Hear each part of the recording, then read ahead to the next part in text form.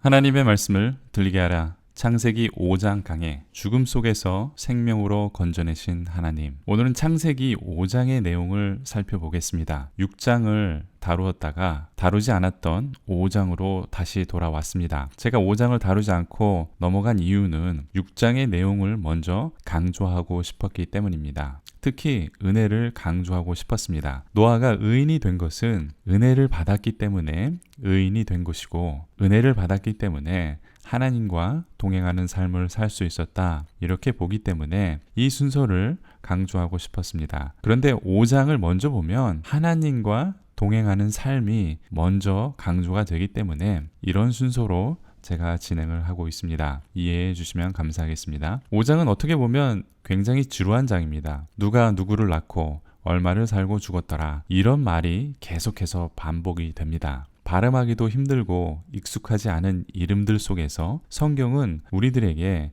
어떤 메시지를 주고 있을까요? 의미 없이, 의도 없이 이런 이름들을 쭉 나열하지는 않았습니다. 때문에 우리는 이 10명의 이름이 나오는 족보 속에서 성경이 우리들에게 해주시는 그 말씀을 부여잡길 원합니다. 이제 창세기 5장을 전체적으로 보겠습니다. 5장에는 10명의 유명한 사람들이 나타납니다. 첫 번째는 아담이 나오고 마지막 10번째에는 노아가 나옵니다. 여기에서 우리는 세 가지의 초점을 맞추어서 이 5장을 이해한다면 더 풍성한 숨겨진 내용을 발견할 수 있을 것입니다. 첫 번째는 우리는 모두 하나님의 자녀이다. 두 번째는 죽었더라 라는 단어에 초점을 맞추시고, 세 번째는 하나님과 동행한다 라는 이 5장의 전체적인 주제에 초점을 맞추시기 바랍니다. 창세기 5장에서는 여러분이 이 세 가지의 의도를 읽어내시면 여러분들은 전문가적인, 신학자적인 깊은 안목을 가지고 성경을 읽고 이해하시는 분들이 될 것입니다. 왜 그런지 이제 함께 구체적으로 살펴보겠습니다. 우선 첫 번째 중심 단어, 아버지입니다. 창세기 5장은 하나님이 우리의 아버지가 되신다라는 것을 강조하고 있습니다. 창세기 5장의 족보는 얼핏 보면 아담으로부터 시작합니다. 그렇지만 자세히 보면 특이하게도 하나님으로부터 시작이 됩니다. 앞선 창세기 4장에도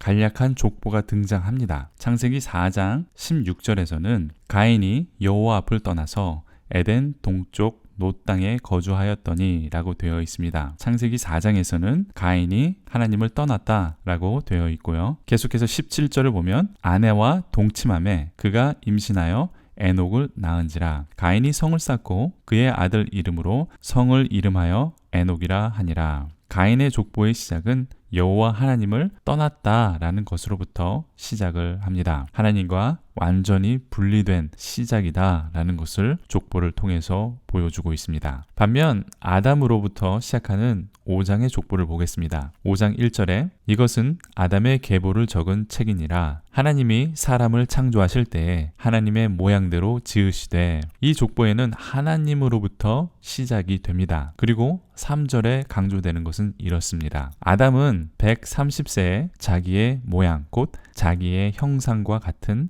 아들을 낳아 이름을 셋이라 하였고, 이 구절에서 아담은 셋을 자기의 모양 곧 자기의 형상과 같은 아들을 낳았다라고 이렇게 말하고 있습니다. 5장 1절은 창세기 1장에서 나왔던 대로 하나님께서 아담을 하나님의 모양대로 창조하셨다라는 것을 강조하고, 또 아담이 자신의 형상에 따라서 그 후손을 낳았다라고 되어 있습니다. 그러니까 우리는 하나님의 형상을 한 하나님의 자녀가 되는 것입니다. 하나님께서 우리의 아버지가 되신다. 족보는 이렇게 강조하고 있는 것이죠. 이전에 가인의 족보와는 확연하게 구별이 됩니다. 그래서 우리가 하나님을 아바, 아버지라고 부를 수 있게 되는 것이죠. 그리고 또 우리가 당당하게 하나님께서 우리의 아버지가 되신다, 이렇게 말할 수 있는 것입니다. 계속해서 보면 하나님께서 우리의 아버지가 되신다라는 것을 강조하는 부분이 나오는데, 창세기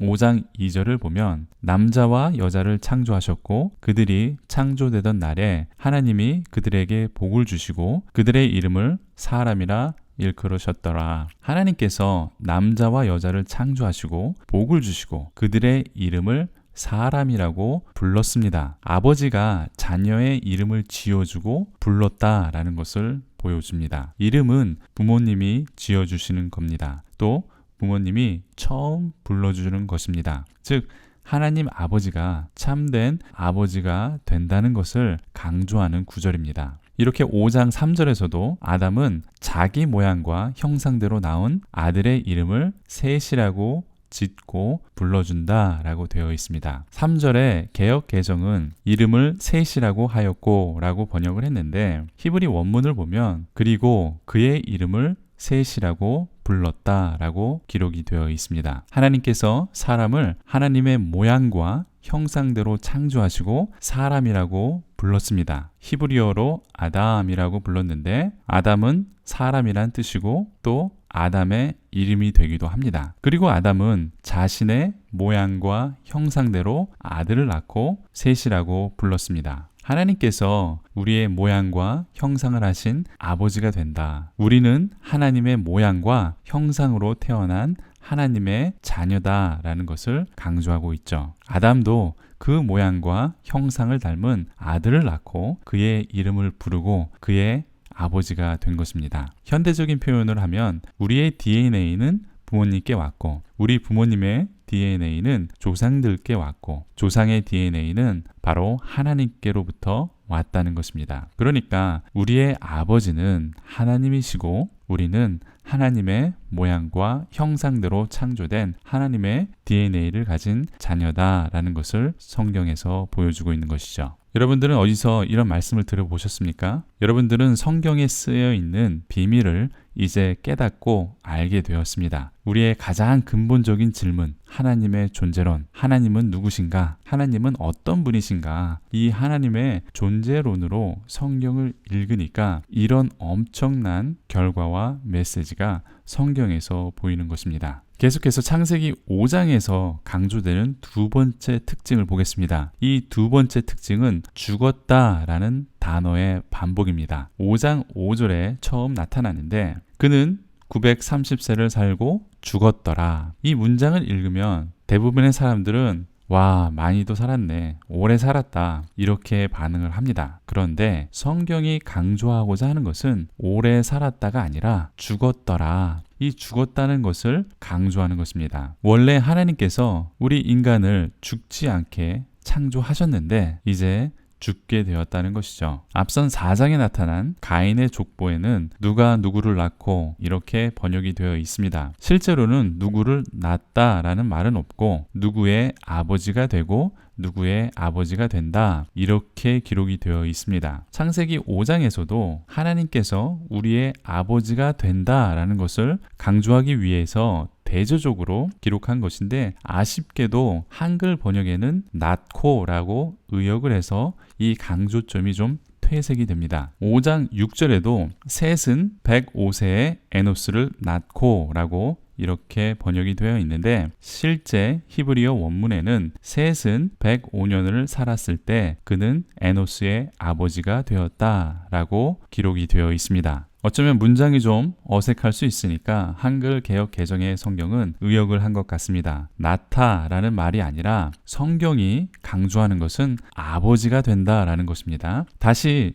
죽었다라는 강조점으로 돌아와서 창세기 10장에 노아 후손의 족보가 나타납니다. 거기에는 죽었다라는 말이 나오지 않습니다. 일반적인 족보처럼 노아의 아들은 누구누구이고 야벳의 아들은 누구누구이다. 고멜의 아들은 누구다. 이런 식으로 족보가 기술이 됩니다. 이게 원래 정상적으로 족보가 기록되는 형식입니다. 그런데 5장에서는 죽었다라는 단어가 들어가고 이 단어가 반복이 되면서 강조됩니다. 하지만 우리는 죽었다라는 말보다는 의도하지 않은 오래 살았다라는 것만 바라봅니다. 하나님께서는 사람을 죽지 않게 창조하셨는데 하나님 아버지의 모양과 형상대로 태어나 죽지 않아야 하는데 죽었다는 것입니다. 영원한 생명에서 범죄로 인해서 죽는 죄인의 존재가 되었다라는 것을 말해주는 것이죠. 이 창세기 5장에 나타난 족보의 특징은 다른 족보들과 다르게 죽었다라는 말이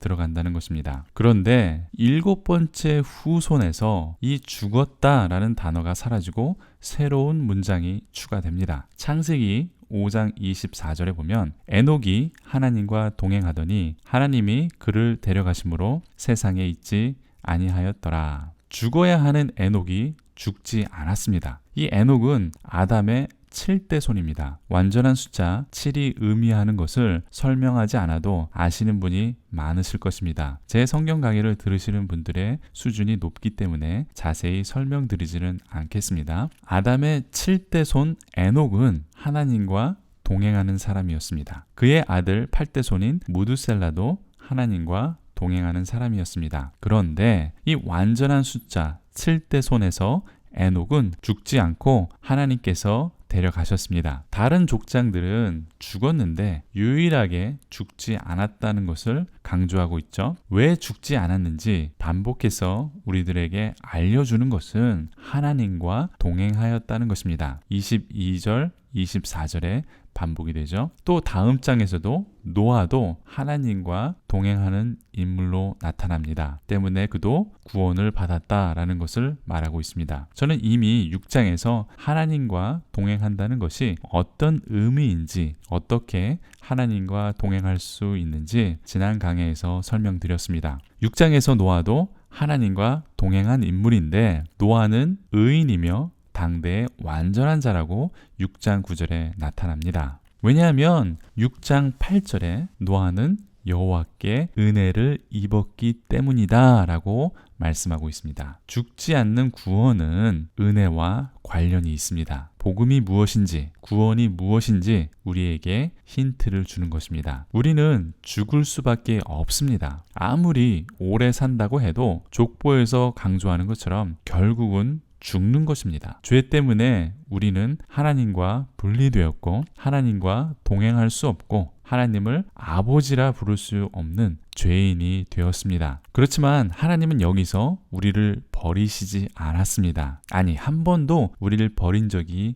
없다는 것을 보여줍니다. 우리에게 그 희망을 보여주십니다. 한 가지 희망을, 복음을, 생명의 길을 열어주십니다. 그것은 바로 하나님의 은혜입니다. 하나님의 은혜가 있으면 하나님과 동행할 수 있습니다. 하나님과 동행하는 것이 바로 생명의 길입니다. 이렇게 성경은 말씀해 주는 것이죠. 이 메시지는 신명기에서도 반복이 됩니다. 신명기 30장 15절에서 16절에도 생명과 복과 사망과 화가 우리 앞에 있는데 하나님을 사랑하고 하나님의 길로 가면서 하나님의 명령을 지키면 복을 주시겠다, 이렇게 말씀합니다. 하나님과 동행하는 삶을 살라는 말이죠. 다시 말하면 은혜 안에서 살아가라 라는 말씀입니다. 이 은혜는 오직 믿음으로만 가능합니다. 에녹처럼 믿음으로 하나님과 동행하고 노아처럼 믿음으로 하나님과 동행하고 아브라함처럼 믿음으로 여호와 하나님과 동행하면 우리는 생명을 얻을 수 있다라는 것을 말씀하고 있습니다. 그렇다면 우리는 어떻습니까? 우리는 어떻게 생명의 길로 가고 어떻게 하나님과 동행할 수 있을까요? 유대인들은 율법으로 이것이 가능하다고 생각했습니다. 하지만 우리는 압니다. 율법으로는 완전한 사람이 될 수 없습니다. 율법을 완벽하게 지킬 수 없습니다. 율법은 우리를 죄인이라고 말하고 죄는 곧 사망이라고 말하고 있습니다. 그렇다면 어떻게 이 사망의 법에서 우리를 생명의 법으로 이끌 수 있을까요? 오직 예수입니다. 은혜이신 예수님밖에 없습니다. I am the way. 예수님께서 내가 생명의 길이다 말씀하셨습니다. 또 예수님을 통하지 않고는 하나님께로 갈 수도 없고 하나님과 동행할 수 없다고 하셨습니다. 때문에 오직 예수입니다. 우리는 하나님의 법을 지킬 수 없고 하나님과 동행할 수 없고 하나님께 갈 수 없기 때문에 예수님께서 이것을 다 지켜주셨습니다. 예수님께서 모두